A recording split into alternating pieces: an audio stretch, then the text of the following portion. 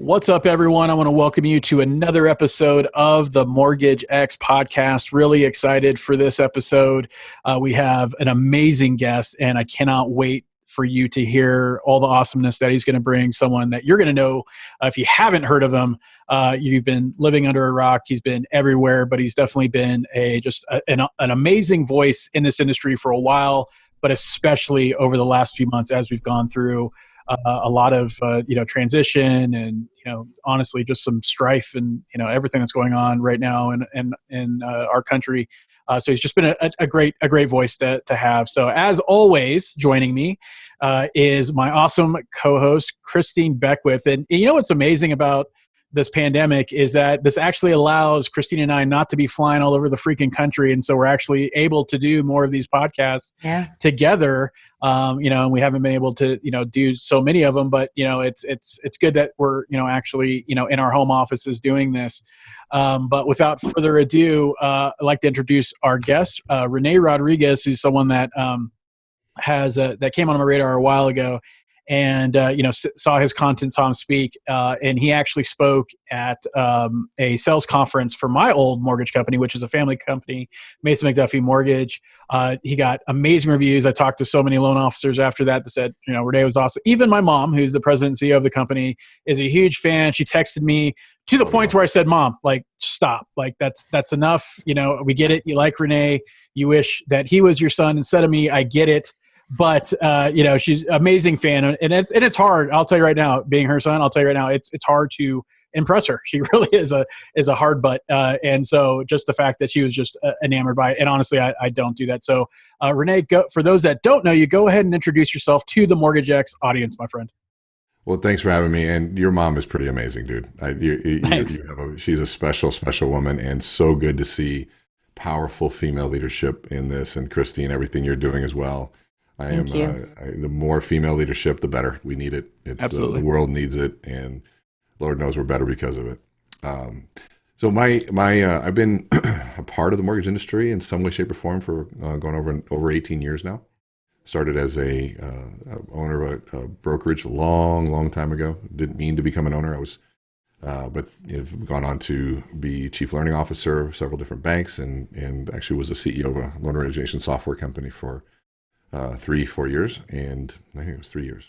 Yeah. And so I understand the industry and I love it. And but most of my clients actually have been outside of the industry. And so my background is in behavioral neuroscience. And so I look at how do you take this amazing research that people have done and apply it in the areas of communication, leadership, sales, influence. And now, of course, in this whole world of digital influence, how do we change and adapt and grow and still thrive and communicate our messages in this new way? Well, listen, we started behind the cameras before we even came on, addressing his radio voice. And so there's so much there to unpack and so much we're going to dive into in this call. And so, Rene, I think, we have this enormous base of people within the mortgage and real estate industry that tune into Mortgage X podcast. It has become very popular for people to kind of talk real and authentic and outside the boundaries. And I will admit that you were known to me at a distance. And I am one of those people, I am going to tell you that I really love people that do what you do.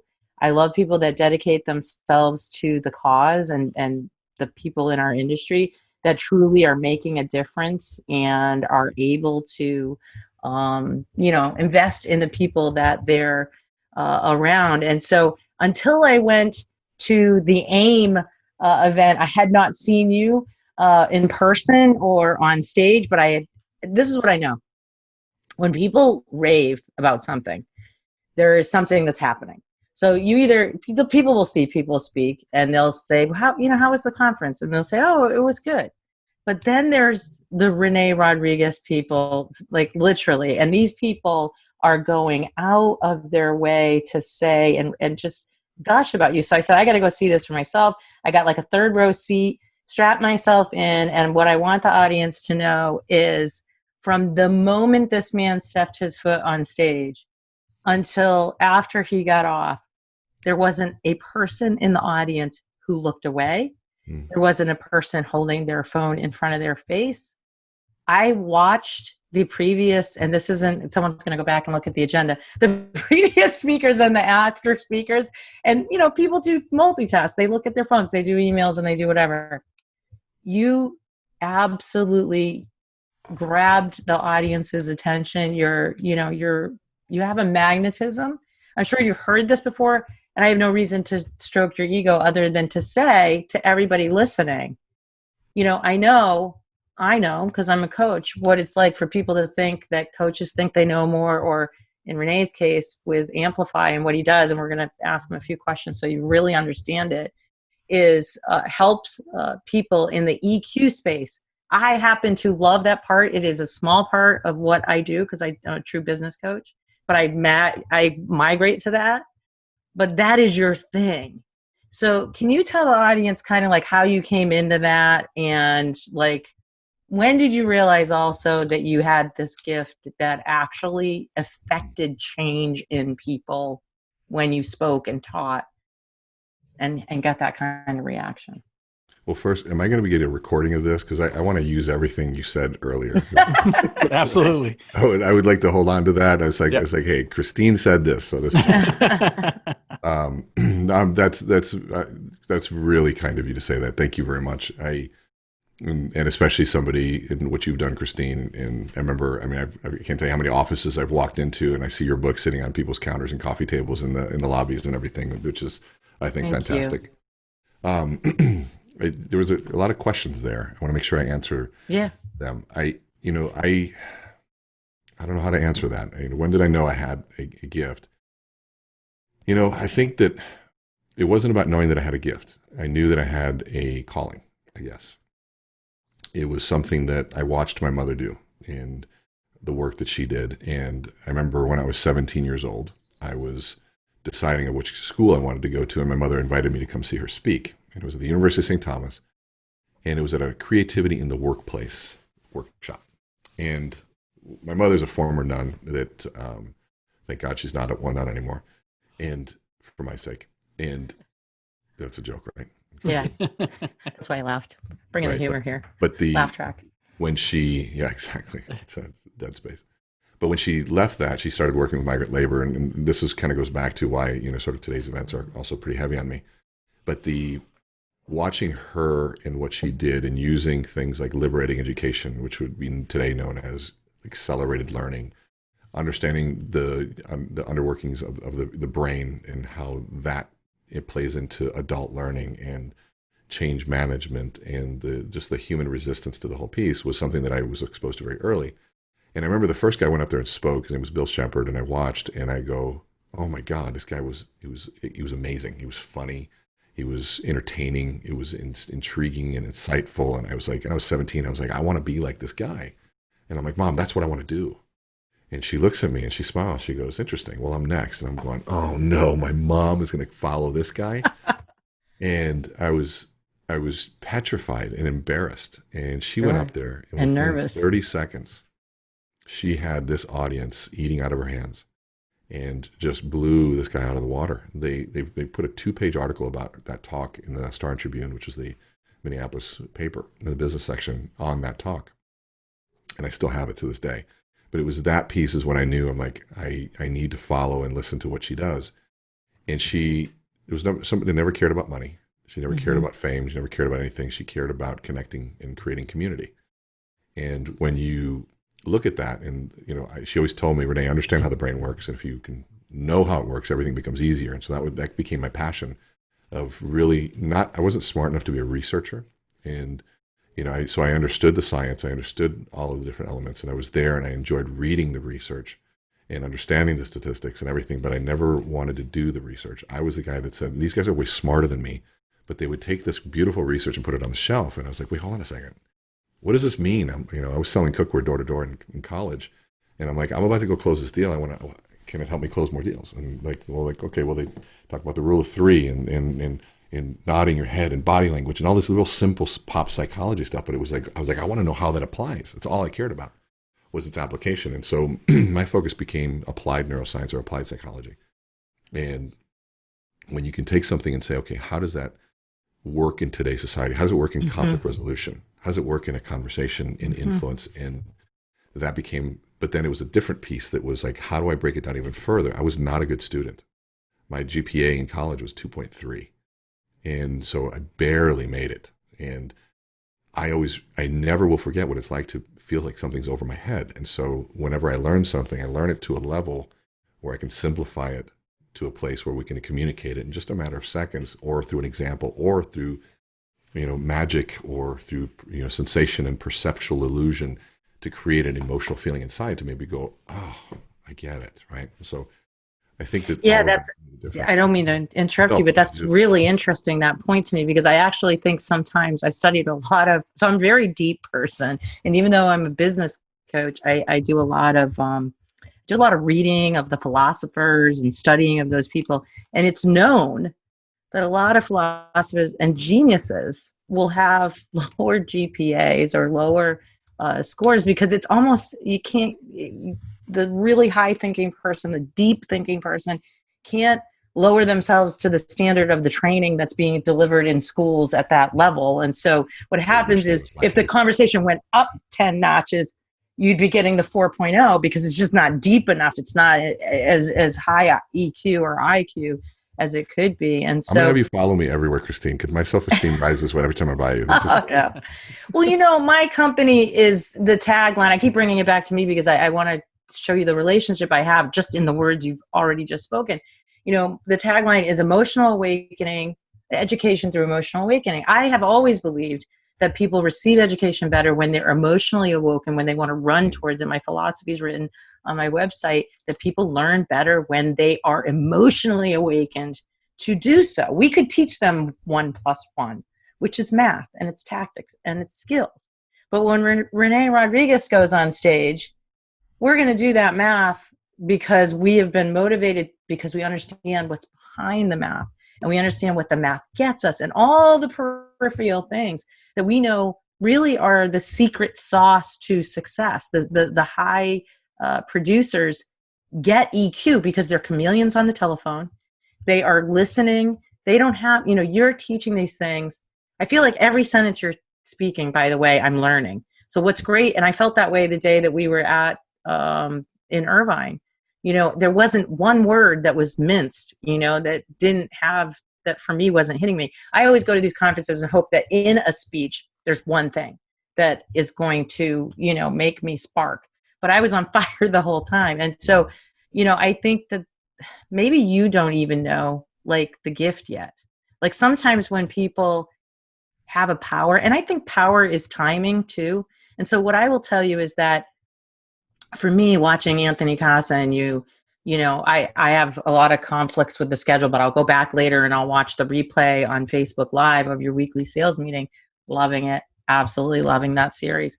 But I just think, seeing the people that have migrated to you, just a moment ago, we were looking at some of the stuff that you have coming up. So I want to talk about that. You have this new thing coming out, and it's maybe a pivot because of the circumstances that we're in right now, where we're being, brought to a virtual stage from a physical stage. And I'm telling you, wait till you guys see what's coming, because we got to see behind the scenes ads for what, and again, nailed it.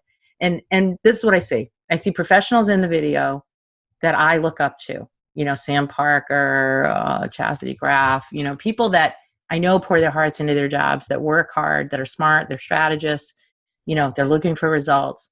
And I think all of us have the one tie that you have, which is we all desire to be our very best, but we desire to be able to find the answers we're searching for. I think every single day human beings are searching for all of these answers, right?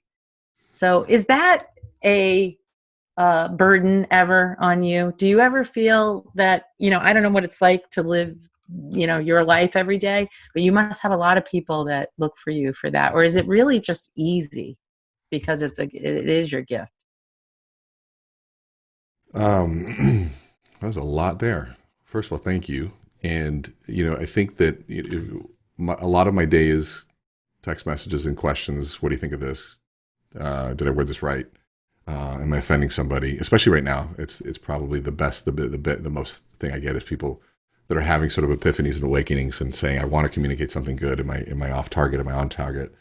And it's a lot. There's a lot to respond to, but at the same time, it's what I always wanted. And so, it's, be careful what you wish for. And so then you search for the appropriate way to be able to serve as well as not lose yourself. And I've lost myself for, up until this last year. And I think COVID really made me take a look internally and say, okay, hold on, I need to take care of myself as well. Because doing 100 events a year, always being in hotels and eating crap food and not, making every excuse not going to the gym. And, it's been really nice to be able, and I'm choosing saying nice. And I also, in the context of having lost 100 events, it's nice that's tough. to have that focus and then be there. But I think that, to me, when I look at, if you would ask me what drives me, there's nothing worse. And I was the kid that had ideas and never could share them because I didn't know how to communicate them.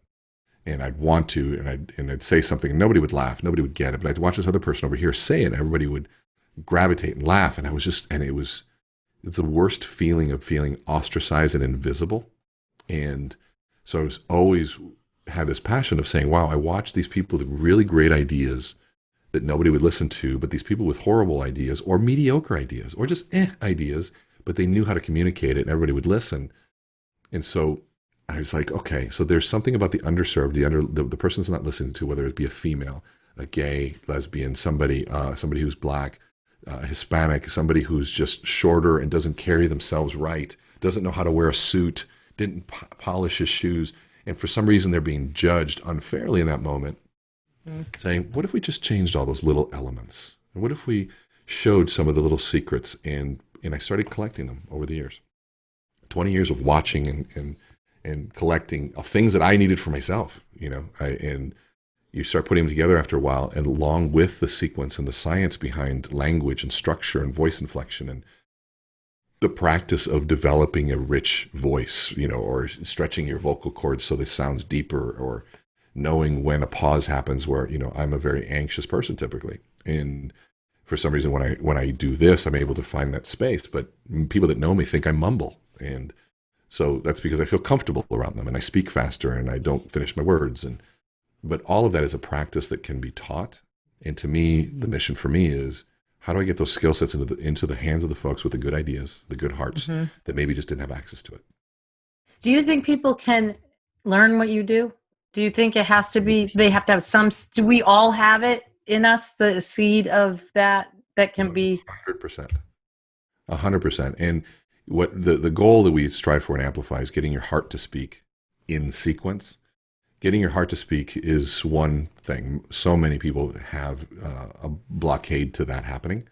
But once you do that, it comes out a little sloppy. It comes out a little messy. Sometimes it comes out angry. Sometimes it comes out overly emotional. Too emotional. Sometimes it comes out as a sob story that nobody cares about. So, but once we get access to the heart, then we have to teach the sequence of the brain to get somebody to listen. And this is a conversation I'm having now, is saying, people, why am I not posting more on Facebook of what's going on? So, well, Facebook isn't the avenue to post what I'm thinking. My avenue is a one-on-one conversation with the most influential people that I know, because then I can have the biggest impact. And personal change, especially things around race or things about core beliefs, are not going to happen in a public humiliation format. People need to be able to save face in that transformation.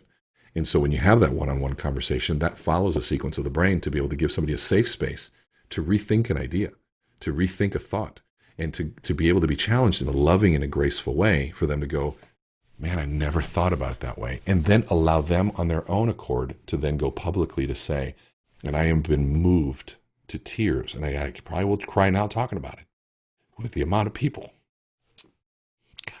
that I've seen have that transformation and have the courage to go public with it, because that is what moves people. It is emotional, though, and you're making me well up over here. I think, I can relate on a different level. When I watch people take hard steps, or I see them turn a hard corner, or I see them do something they didn't think they could do, and I stick with them too. I'm like right there if they're falling, and if whatever, we're stick with it, people. But there is something. And you guys out there listening right now, what this is, because if you watch sports, you're tuning into ESPN. I know this is a rough subject right now, 90 days into pandemic, when none of us are watching sports, but follow with me. when we watch sports, we want the backstory. What makes us excited when someone runs on the field is we now know their history. What made us stand up? I love that moment in the Rudy movie when, he runs onto the field, and we know he willed something, the impossible, overcoming obstacles, the human spirit, triumphant. But you want to know what chokes me up every time? It's his father's reaction from the stand. It's what happens to other people that are witnessing the person that's having the transformation. Rene just got choked up talking about his witnessing. And, the movie Rudy, if you watch it, there's a blip. It's a half a second long. And his father, I forget the actor's name, but he literally, he's so excited that you can see he's getting emotional in his excitement. Yeah. That's exactly, I've felt that feeling before. To be responsible, though, I mean, what a wonderful job you have. So, like, being able to be the person that does this and affects this for so many people, it is a gift. And I'm always happy when I see people living in their gift. I think there's so many people that aren't. I think there's so many people that are chasing different things. I never put ideas into anyone's head about what they should do. I name my company Vision for Success for a reason, because everybody's vision for success is different. Like, some people want production, some people want personal evolution, some people want life work balance. Tell the audience what's coming. What we watched an incredible clip, which I hope we're gonna tell you how to follow Rene at the end of this podcast. And so I'm sure if you go over there at this point when this airs, you'll be able to see what we're talking about. But what's happening in your world? Why, what are you about to launch from your pivot? Well, so we've been doing obviously a lot of keynotes, but those went away, and so but also was doing a course called Amplify, where we take a small group of people up to 10 and walk them through a 3-day transformational process to learn the sequence of communicating, but also the journey of sort of self-exploration of getting their hearts to speak and being able to tell their own story. Of course, when COVID happened, all of the travel went away and people had to do that, so we had to stop. And so we know that it's going to be opening back up. We do have some live events, but the reality in talking to my dear friend Cindy Ertman and Dave Savage, like, Rene, you need to, and Dave has been telling me this since day one, you need to go virtual with this. And I to be honest, I fought it. I was thinking like, I was in denial. This is, I'm just going to focus on free content for, just give as much as I can. And that was good for me to learn how to do that. You guys, Jason's been a master of that, somebody I watch and watch how he does this. Yeah. And so then it just got to me. I'm like, it's going to be going on a little bit longer. I said, well, I need to get the business side of this moving. But it was one of those that I just said, okay, I need to leverage and put everything that I know into being able to communicate what it is that we're trying to achieve. And the world changed. I mean, influencing when you can see my hands and I'm back away is very different than now this little tiny box that we have to communicate through. And so backdrops matter. I know for a fact Jason has strategically chosen every single thing that is up there. Because he's a messaging and marketing master, and so knowing that, podcast. I know there's something there. I see, top 50, yes. Brokers Are Better, and fun, and and there's other things. And I know he chose those books in the over his right shoulder there for a reason, and there's something there that communicates about who he is. And I tell people right now, I'm at my desk, what I used to call my desk, but now it's my set. Mm-hmm. It's my set, it's my stage, and one of my partners in this whole thing that helped me create that video you saw, so you can tell that wasn't just video production, that was film, right? The quality. Oh, yeah. And, he said, Rene, you need set design. I'm like, oh my God, I never thought about that. Right. And so we've got 3-4 lights going on, edge lighting and, fill lights and everything, trying to create depth. We moved to a DSLR as my webcam so we can, have a depth of field going on. And all of that was part of my way of, in my world, to be able to stand out and to show a competitive advantage. There's no question. I'm looking at you right now and I'm listening to you as well. And I feel like watching the video from before, that's probably one of the most powerful videos I've seen in a really long time. Really, really well done. People that are artful in the way that they tell their messages, it just brings you along a story, and you're great at that. I'm going to tell everybody, we will tell you how to follow Rene at the end, and I will be as well, more than I even have, because whatever it is he's putting out, I want to have a piece of. I want to go deeper on Anthony Casa with you for a minute, because we able to see this stuff here. Yes. Yep. Yep. So this is really cool. Oh, look at that. So for you, I'll translate. He has a watermark, almost like a hologram of his logo, company logo and name that appears in the upper right-hand corner of the box of the video, but you see his hand behind it. It's transparent. Look at that. Yeah, that's really cool. Jason's like, show me now. I know. Yeah, no, I'm gonna learn exactly how you did that right after. Stay tuned. There'll be more on that topic coming, no doubt. The reason I take us down in Anthony Casa a little bit deeper, we have all kinds of followers. Retail, I come from the realty world. I did broker work way back when. I obviously am one of the partners for BAB. And I see you guys doing this series together. So tell us, what do you see yourselves doing over there in the weekly sales call that's really good right now for the people that are tuning in? What are people getting so that they desperately need right now during the pandemic? Well, first, I want to say that one of the people that I have grown to admire most in this industry is Anthony Casa. And, I had watched him from afar when the whole sort of inflammatory stuff was going on. And I was fascinated watching, who is this guy, but then I watched all the people that loved him and adored him and that I loved and adored. And I'm like, okay, hold on a second. If they love this guy, there's something to him. And he and I met, and it was an immediate brotherhood with him because he is somebody that, whether I agreed or not, it didn't matter of his approach in the beginning. What I knew for a fact is he cared, and he cared with a passion, and he had the courage to say what most people weren't willing to say for a group of people that felt that needed to be said. Whether you agree with that or not doesn't matter. That's correct. It's a trait, right? And I've always admired passion, and I've always admired courage, and that man shows all of it. And he's challenged me in so many different ways to think. And when I met him, I was like, okay, this is somebody that I can really put some energy behind. And I've got, most of my clients are retail, and I love all of them as well. To me, I don't see this as a versus anything, and of course, because I'm not in it, so I have the convenience of not seeing that. And I don't need to get involved in that. I just know that I love the loan originator, and I love good leadership. And I've also watched so many bridges being built based on these conversations now, and the transition sort of being that way. So I love that dude. He's a brother. And what we're doing with the sales team, he called me up and he said, because we've had so many conversations around sales process and some of the basic fundamental things that are missing in the mortgage industry.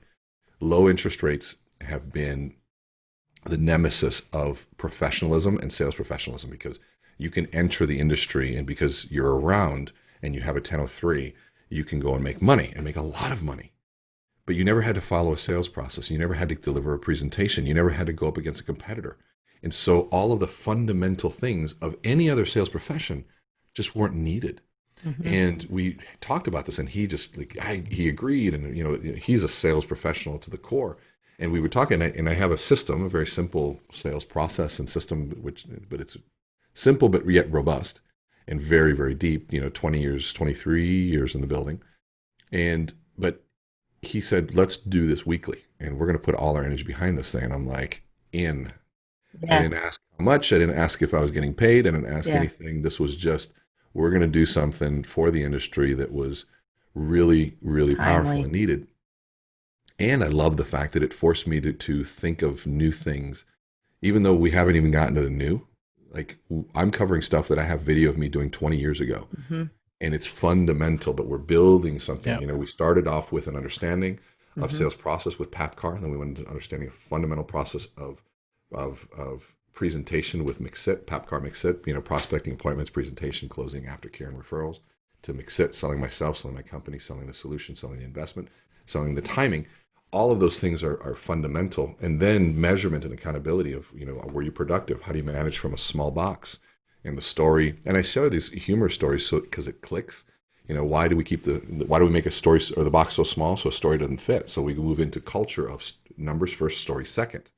And all of those things, we're trying to give sales managers tools to bring to their organizations, but also we're giving those that don't have an organization a sales meeting, a community. Yes. Right? And something to go to, so they go, I have my sales meeting. I thought it was brilliant. By themselves, right? No, I absolutely, sorry to interrupt. I absolutely thought it was brilliant. I've been watching them in the playback because of my own schedule. I just love it. I love the combination of that too. And I love that. I know that you have retail. I have a strong retail following, and it's my whole history. People were asking me from retail, what are you doing over there? And I had the same experience you just described, by the way. I ended up interviewing. I was given a opportunity to write an article, freelance writing for Tomorrow Executive Mortgage Magazine. I was given no detail on the freelance writing other than what's hot. And I looked around and I saw Anthony Casa. And so I said, I need to go interview this man and find out why he's got this, the following and the momentum, and the rest is history. I interviewed him. He and I had, both been, my main company, my prior 12-year job was with Annie Mac Home Mortgage, which is based out of Mount Laurel, New Jersey. And so we were in the same market. I had 14 branches in that market. And so anyways, I love that you saw that. I love that you saw that part of the story. I'm not surprised that you saw that because he has that magnetism. Jason, do you want to jump in here and ask anything that I haven't? I'm going to, segue into something. But before that is, the sales meetings are awesome. I include them in every edition of the Letter X since I've relaunched that. My weekly newsletter on Saturday morning. So I always include a link to the YouTube of Anthony and Rene doing their sales meetings because it's good. And not only that, but it's not like forever, right? Like we're all Zoomed out, we're all webinared out, but it's not, you would think something like that's going to be it's really quick. It goes really quick. And on the mornings that I have them, when I don't have a conflict, I just have it on while I'm doing my work so I could hear and see what's being said. So absolutely, it's amazing. And then just to echo everything, same with Rene, is right there with it. I was like, who's this Anthony Costa guy? He's freaking blowing up the internet and everybody else and stuff. And what was funny is I was when I became connected with Anthony, I was still at my old retail mortgage company, and he never. It's so funny is people until you get to know him, you don't really know him. And so I think that's what I would say to everyone. And I've met a couple people or a ton of people before and after, and it's always the same message. So 100% agree with Rene. One thing that I did want to segue, which goes into everything that's happening right now, and I'm going to segue into it by mentioning something that really stuck out. That you did, Rene, a piece of content with your Lighthouse series. And now every video is important. I highly recommend going to, your website or Facebook page, wherever you have the videos, to check it out. Anyone that's listening is to check it out. And I've shared a few things, but one of the videos was about leadership and really focusing on how do you want to be remembered during these times? And everyone's going to remember how you were during these times of transition and strife and just everything that's happening right now. And this was before the current situation that we're going through, that I want Rene to talk on for a few reasons. One is he's in the epicenter of everything that's happening, and also it feeds right into that is as we go through this, and it's easy to throw a joke or a meme or a video or just be outraged by a video you see off news or something like that and just post whatever you think is right. But really taking that time, taking a breath, and realize, how do you want to be remembered during this time? All of our times are finite. We're none of us are going to make it out of this century, right? This is it. And so how do you want to remember? What are you leaving behind? Legacy, whatever it is. Legacy is a huge thing for me in this industry. And so, with George Floyd and the protests and then, you have, the rioting, the looting, the whole, everything, right? It's not like we weren't, charged enough going into that. And you just add this, it was just like that last spark that, that happened. But I want to get your thoughts on this, Rene. And again, being from Minnesota, being there in Minneapolis, and I saw the live video. I had so many people like, hey, did you see Rene's live video going through downtown and everything? So I want you to talk about that and just how you feel, and what advice do you have for people that are feeling, look, I won't lie to you, right? Like there's times I see something and I'm like, oh, that sucks.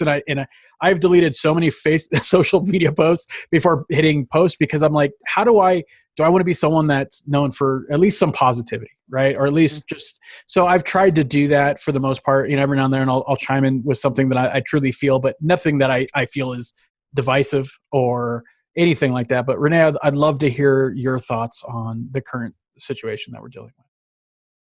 Well,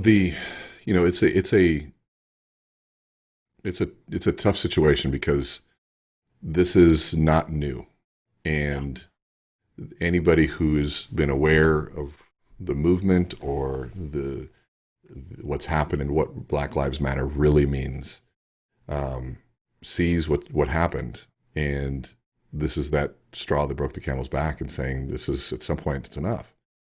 And I've been observing. I've been extremely emotional for the last 7-8 days in doing this, and it's right here. I'm staring at a guitar, and my mother is I told you she was a nun, and she would go into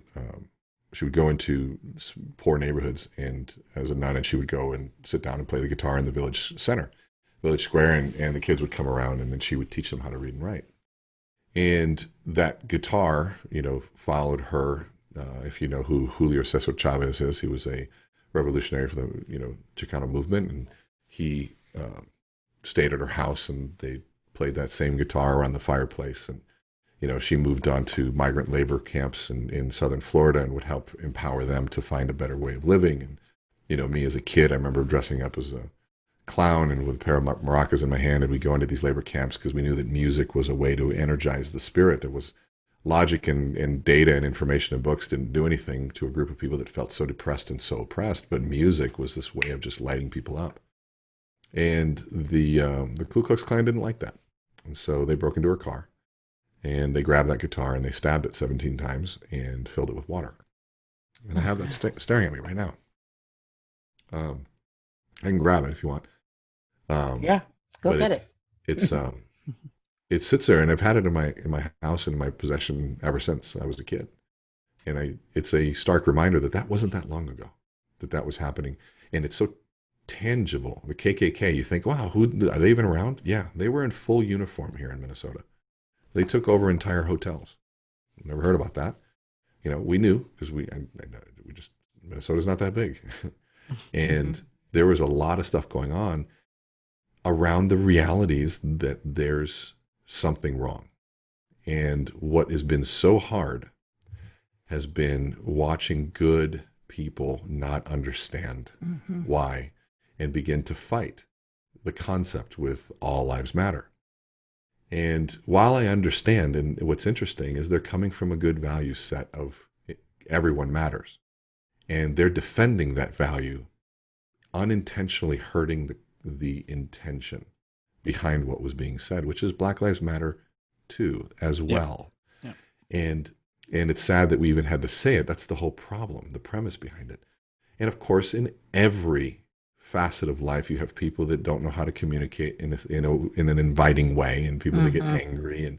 But I also have a friend of mine who lives downtown, and he has been somebody that hated when Colin Kaepernick kneeled, and thought it was a desecration of the U.S. flag, and he hated all Black Lives Matter in the sense he'd say, no, it's all lives matter, and fought that whole concept. And he just shared a video yesterday that brought me to tears, and because he had posted something, and I sent him a text just saying how critical and how valuable I thought it was that he, is a very powerful and influential white male, said something.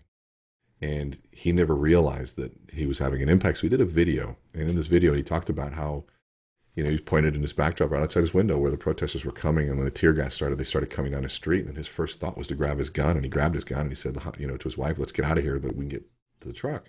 And his wife looked at him and said, honey, you realize that those people are scared, and they're there for a reason. Maybe we need to listen in some way, shape, or form. I can tag in the video. It's just amazing. And It was this moment where he had to stop and pause and go, holy shit, is this what it's like to feel that scared? And because he goes, my whole life I've never been scared of the police. I've never been scared of anything. And he had this epiphany, and he shared the story, the journey of a white male going through the awareness and the awakening of the plight of another group that they didn't relate to. That is what needs to happen. And it wasn't a move away from his values. It wasn't something that he was saying that it was any less than anybody else. It wasn't hurting the American people or not being patriotic. It was just loving another human being and being able to see what they went through. And what was so beautiful about it was that he shared it. And by sharing it, gave and will give other people the permission to maybe go and share it as well. David Goggins, somebody I'm sure that you guys follow as well, Can't Hurt Me. He did this great video that Dave Savage sent to me. And the gist of it was, he said, all of my success came from a white man who believed in me. You think you don't have power? Well, I wasn't selling my book until Joe Rogan said it was good. And then he just named all the people from Navy SEALs that they were all white males. I can go through my history of all the white men that have believed in what I'm doing and have given me an opportunity. And going, shit, if you don't realize that you guys have power. And me saying this from a privileged, beautiful house in Wayzata, Minnesota that is, 15 to 20 minutes away from the thing, but it could be as if it's in a different country. I haven't locked my door in 5 years, 10 years. I'm privileged as hell. And that privilege now should make me start thinking and saying, okay, not everybody has that opportunity. And when I understand that, not saying that I'm negative because I'm privileged, but I need to understand and say, okay, so what does that mean and what needs to change? I also called every one of my cop friends and just talked to them. And I said, dude, I can't even imagine. I have a cop friend, black, and I just said, I can't begin to understand or even imagine what you're going through, getting attacked from all sides. Cops go into the service because they want to protect people and they want to do something good.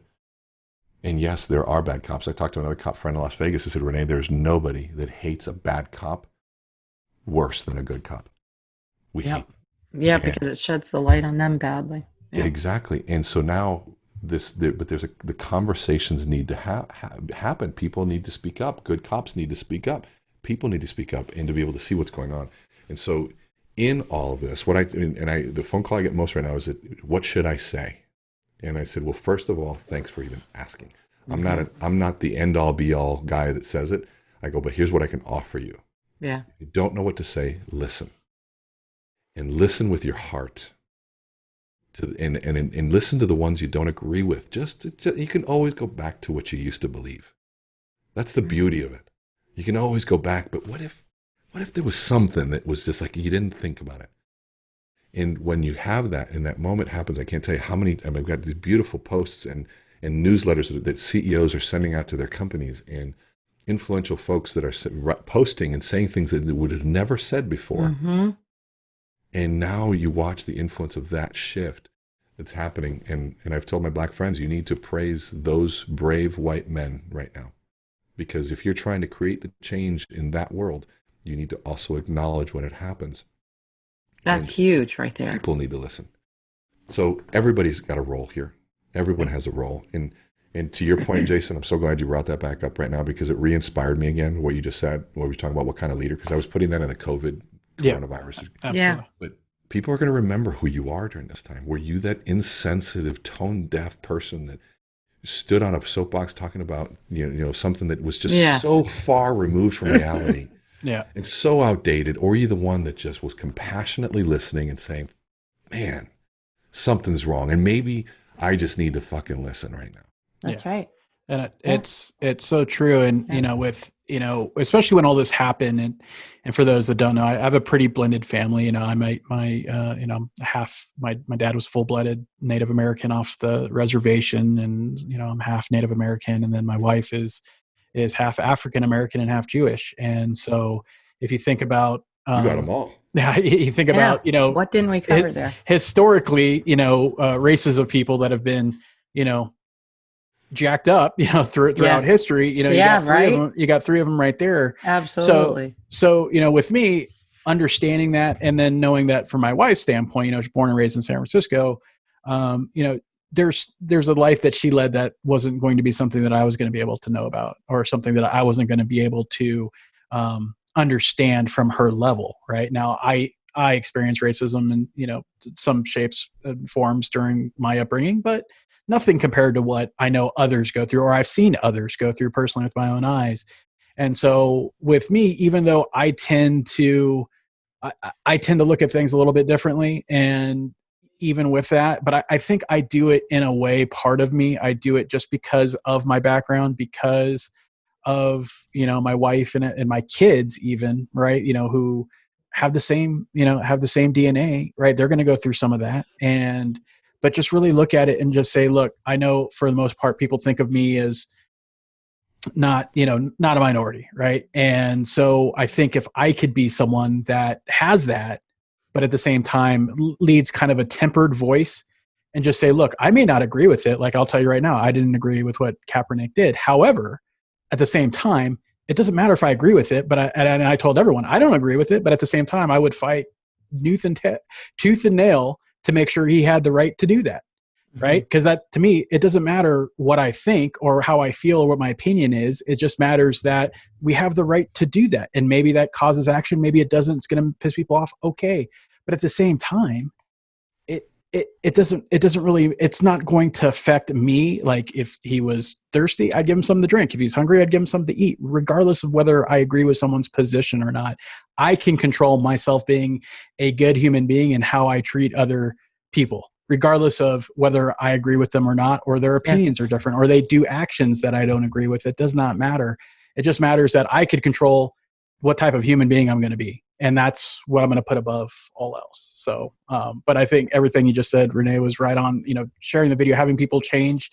I've seen a lot of that, with Kaepernick and other people, doing videos, and same with Black Lives Matters. And I think I've seen that here in Utah more above else is really that coming out saying, look, we're not saying that Black lives only matter. We're saying they matter just as much as everyone else. Right. And I think what happens is it gets into the machine, right?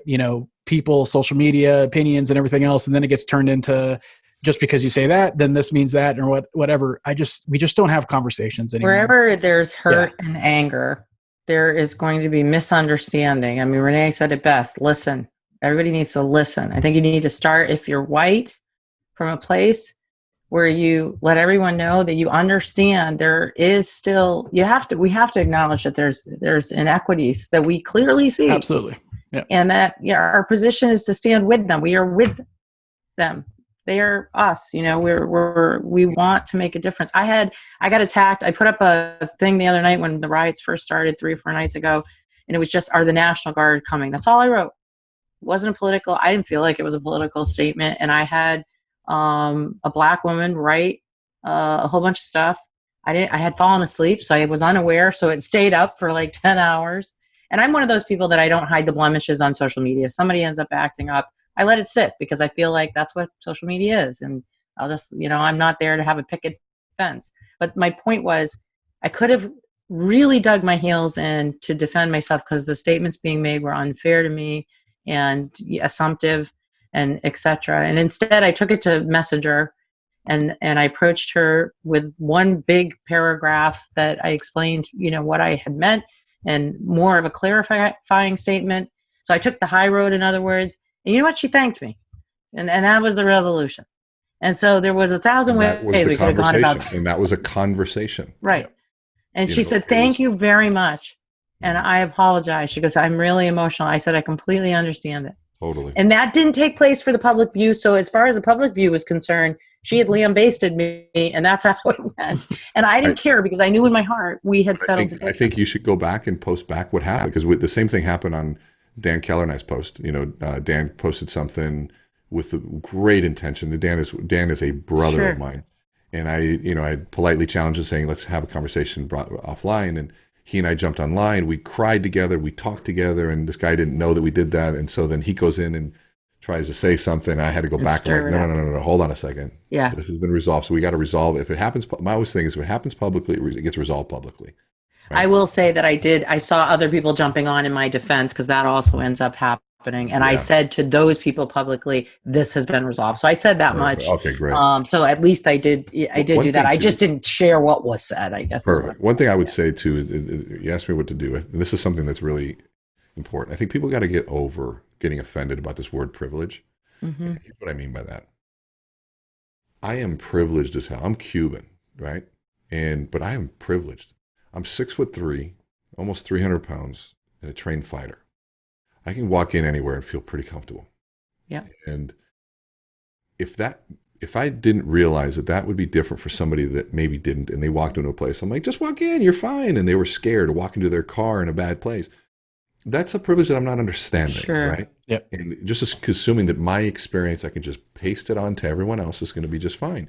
Or just the privilege of being a man in a business environment, being a large man with a big voice and now articulate, gives me all sorts of privileges over people and women in that. That is not freaking fair.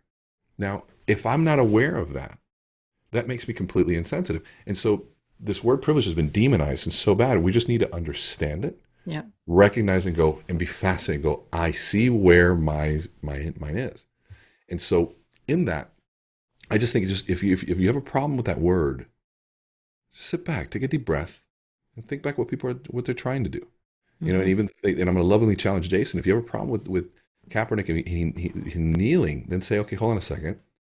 They tried so many peaceful ways of saying we need help and there's a problem, and nobody liked that. And so now they're doing things that nobody likes either.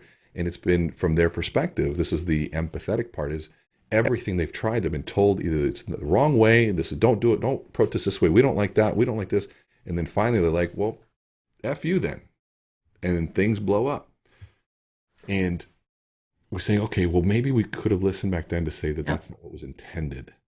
And, you know, there's so many ways to move past that moment to be able to say, and everybody has something to learn. Everybody has something to learn in this whole piece. And so just the thought, you know, and Jason, I also want to respect what you said. We said, because I love the honesty of where you said, I didn't agree, but I would fight tooth and nail to give them the right to be able to do that. That is a higher ideal, right? And fighting for the higher ideal and disagreement in the world is a positive thing. We need to have conflict. Conflict makes for better ideas. Yes. That's why we don't marry our brothers and sisters. The gene pool is too similar, right? Mm-hmm. When gene pool of ideas are too much the same, you get retardation of ideas, right? It is not a healthy thing. And so when you have the diversification of a thought, conflict, and where two people can come together and we grow through conflict. Yes. In a respectful way. Mm-hmm. And that's where it happens. And so when we can challenge you to say, maybe I didn't communicate it in the best way, and then, or maybe I didn't listen, or maybe there's something else there. That word maybe is such a powerful one right now. Yeah. I agree. Man, I'm so excited. Like, I feel like we could sit here for hours and, you know, I mean, I just want more and more. And I mean that sincerely. Like, you know, sometimes when you're the person wearing the oxygen mask, helping other people, which is kind of the role we have as leaders, managers, coaches, whatever we are, I guess, in this fight of human evolution right now, it can be taxing. And you know, I have a coach. I work on myself. I will always be working on myself. I have some old great aunts that were librarians, and these women were always trying to learn. At 80 years old, they were reading new things and talking about what they were. And I know I've got that soul in me, you know, to learn and continue to develop myself. And I'm going to just say out loud and publicly, you know, as we wrap up here, you know, I'm going to be following Rene because I need to fill my cup, you know, and I look around all the time. There's only so much we can take in. We have to be smart about where we go to get that information. We need to be smart about what we choose. It has to be culturally aligned with our own personal whys. I can't see any human being on earth not needing what Rene has to give. And so I'm tuning in. You'll see me on the sides of the stages you're on. I'm confident of that. And I offer you the same. I know everybody needs somebody to talk to, and I'm a good ear. I'm a good listener. So if you ever need someone to talk to, you can always call me. Thank you. Before we get to the final question, Rene, how do people get in touch with you? What's the best, website, social media, whatever? And then also just, talking about, your Amplify virtual event that you're going to be launching here pretty soon. How do people find out more information about that? Are you inviting me to press my button and show the C. Rene? Yes. Yes, absolutely. Well, see Rene speak obviously on Instagram. So I'm been trained to start asking for more followers on Instagram. So if you're listening to this, please follow me there. And I'm learning. Was that Megan? Was that Megan that told you? Yeah, Megan Megan, and my assistant who also runs all my social media and who has been just amazing in transforming that. So see Rene speak. You can go to seerenespeak.com, click on the Amplify link, and you'll see all sorts of fun videos of people's transformations and different stories that people have told at the events. You'll see people from Megan Anderson to Bill Hart to Sam, and just some really, really fun transformations. And hopefully by the time this airs, we'll be launching the video that you guys saw. And don't tell anybody yet. But we'll be having the live events are still happening, and for sure. But we wanted to do a virtual event, for those that didn't want to travel, and that would be a different format, but still highly intensive. Over 6 weeks, 2 hours a week with some homework, and then we're going to do a self-directed online version of it for those that maybe can't afford to come to the $5,000 event.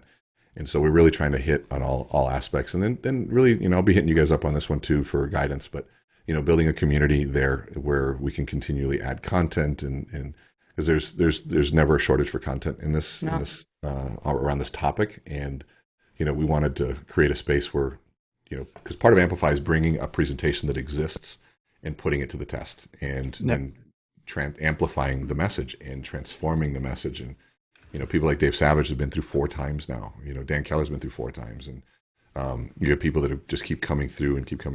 Megan and Andre from Keystone Alliance have been through 3 times, I think now, but they're just people that are very committed to doing it. So Amplify meets you where you're at. If you're a school teacher and you're trying to communicate with kids and get your mind, we meet you there. If you're a speaker that does, I've got one of my close friends does 80 speaking engagements a year, but it's $25,000 per. Do the math. He's one of the world's best, and he comes through it, and he wants to do it to test, new ideas and to put, get some of the concepts behind and some of the meat behind it. I've had professional athletes. Some of the people you saw in the video were NBA basketball players and other celebrities, and from news reporters to it really is just a whole gamut. So a lot of people love the network that they're part of too, because it's a really, really cool group of people. Yeah, just watching the video, there's so many great leaders and people that we, Christine and I love to death, in that, just seeing that. And okay, so for the final question, and before I get in there, so let me ask you this. I'm just going to give my friend Dave a little ribbing here. Does Dave clap and put his hands up during the live events, or does he only just save those for the videos? He does it. I don't allow him to do that. I didn't think so. No, it's become. I'm clapping. There's a story behind it, actually. I talked to him about it, and Cute. it's his way of getting himself mentally there. Gotcha. Starting point for himself, and so he gets his mindset in the right place, his energy in the right place, and it's become kind of his own personal. He does it for himself, and I love Dave, but I razz him about it all the time. I figured you might. I like it because honestly, it's like if Dave doesn't do that, then I'm thinking I'm not watching the Dave. It's kind of missing. Kind of his thing now. So for the question that we ask all our guests, what is, and I think you might have a great answer for this, but what is the best piece of advice that you've ever received? And it could be business or professional, but a piece of advice that has truly made a difference in your life. It's an easy one. When I got cut in the basketball team, 18 years old, basketball was my life, and I didn't know what to do. It was my second year in college, and I thought I was going to be a lot better and go a lot further. And I was cut, and I got a chance to ask an executive for a $25 billion company. I said, because he said, "Well, how's basketball?" I said, "It's over." And I said, "I don't even want to talk about it, but I have one question for you." I said, "What's the one thing that I got to do now? Because I have more energy and discipline than I know what to do with, and I have nowhere to put it." Definitely wasn't going to put it at school. Yeah. I said, "What's the one thing I got to do now to be in your shoes when I get older?" And he looked at me, and he smiled, and he said, "Rene, you learn how to sell. If you learn how to sell, you'll always be employed." So that's very true. I took that to heart. So you can tell we're in pandemic. We can't end this podcast without like the barking in the background. Some kids. I brought the realness to this podcast, as perfect as it would have been otherwise. But anyways, it's more fun that way. It's expected now. Yeah. So, hey, Rene, thank you so much for taking time. I know you're, incredibly busy now. Thank you so much for taking time to join us on the Mortgage X podcast. This was a great episode. It was amazing. We talked and we got a little deep, which I think, because we really don't, some speakers will, some of our guests will get a little deep, which is great. Sometimes I think, Kelsey, up until this point, Kelsey Roukit got, pretty deep with some of her answers, which is great. So what we want this podcast to be, we don't know, it's like, oh, hey, Rene talks about sales. Let's talk about sales. Rene is an awesome human being, right? And so forget the sales stuff. Yes, you're going to learn from that, but just have a conversation, or be like, I know I've just been a wallflower or whatever, just been in a circle of people and just listening to just to have conversations, right? You learn from that. So Rene, thank you so much for putting yourself out there, talking about some of our issues that we're having right now, and really going deep. I think, for you and the audience, I hope you got a lot out of it. I did personally. This has definitely been one of my favorite episodes. And I know Christine was super excited. We were going to try to do this earlier, and Christine wasn't, was having a voice I wouldn't be able to count. And she thought for a second that she wasn't going to be able to do it. She's like, no, I want to do that one. So she's about to put herself through, through the hospital just so she can make it. So I know Christine had an amazing time. So Rene, again, thank you, sir. I've been blessed to know you, and keep doing what you're doing. You're definitely helping people. Thank you. And Jason, I want to acknowledge your generosity with everything, and just doing random, taking a quote and putting a picture. I've never had anybody do that before, so that was really cool. But your generosity and willingness to help is really, really cool. And so just know I see that, I notice that, and I appreciate it. And Christine, keep kicking ass out there. Oh, thank you so much. It's been such a pleasure. I love it. I want to get to know you even more. So you'll see me out there. Perfect. I look forward to it. Awesome. Well, thank you, Rene. And hey, everyone, thank you so much for taking time out of your day to listen to this episode of the Mortgage X podcast. As always, we hope that you enjoyed it. And if you did, please go and give us a review, subscribe. We'd love to hear feedback on how you enjoy what we're doing. And if you are interested in being a guest, just, hit Christine up and hit me up. We'd love to have you on. You can check this out, mortgagexpodcast.com. We're also a proud member of the Real Disrupt Podcast Collaborative, so you can check out more awesome podcasts at realdisrupt.com. So on behalf of Rene and my awesome co-host, Christine Beckwith, thank you all for joining us, and I hope you have an amazing day. Take care. Thanks, guys. Bye.